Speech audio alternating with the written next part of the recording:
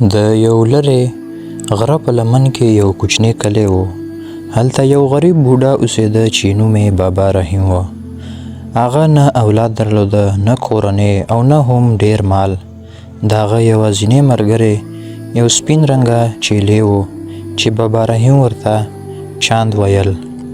بابا رحیم به هر سهار له چاند سره غرونو ته تلو. چیلی به یې واښه خوړل او بوډا به د ونو سیوري لاندې ناست و. خلکو به کله کله ورباندې خندل. بابا رحیم خو لا خپل چیلی سره د انسان په شان خبرې کوي. خو بابا رحیم به موسکی شو، ویل به یې کله چې انسان یوازې شي نو حیوانات هم کورني شي.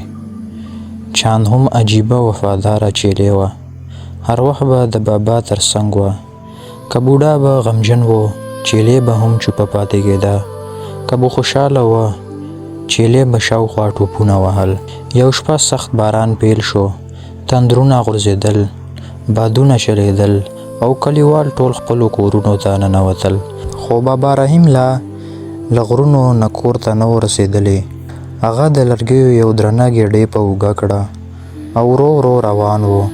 ناڅاپه پښه یې وښوېده او د یو ژورې کندې غاړې ته ولوېده. هغه درد نه شو زغملی او ویل یې یا الله مرسته مې وکړې. خو شاوخوا هېڅوک نه و، یوازې هغه چیلي وه. چیلي په لوړ غږ چیغې وهلې او د بابا شاوخوا ګرځېده. چیلي ناڅاپه د کلي پر لور منډه کړل. کلیوال حیران شول، دا چیلي ولې دومره وارخطا ده؟ چیلي به کله د خلکو جامې په خوله شلولې، کله به بیرته د غره خواته کتل. یو ځوان وویل فکر کوم څه ستونزه ده. راځئ ورپسې شو. څو کسان د چیلي پسې روان شول. چیلي هغه مستقیم هغه کندې ته بوتله چې بابا رحیم پکې پروت و.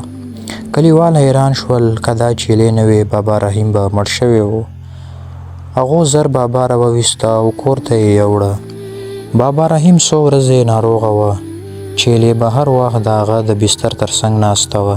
یو ورځ بابا رحیم د چیلي پر سر لاس کېښوده او ورو یې وویل چیلي ته یوازې حیوان نه یې، ته زما تر ټولو وفادار ملګری یې. د هغه سترګې له اوښکو ډکې شوې. خو د بوډا صحت ورځ تر بلې خرابېده، تر دې چې یو سهار بابا رحیم له دې دنیا سترګې پټې کړې. کور چوپ شو. کلیوال ټول غمجن وو، خو تر ټولو زیات غمجن چیلي وه. له هغې ورځې وروستو چیلي هر ماښام د بابا رحیم د قبر خواته تله. هلته به چوپه ناسته وه، نه به یې ډېر خوراک کوه او نه به یې ټوپونه وهل. خلکو ویل دا چیلي لا هم خپل خاوند ته انتظار کوي. ماشومان به کله کله ورتلل او واښه به یې ورکول، خو چیلي به یوازې د قبر خواته کتل. یو سړه شپه وه، باران ورو ورو ورېده. کلیوال خبر شول چې چیلي د بابا رحیم د قبر تر څنګ پرته ده. کله چې ورنږدې شول، چیلي نوره ساه نه اخیسته. هغه همالته مړه شوې وه. ټول کلیوال غمجن شو.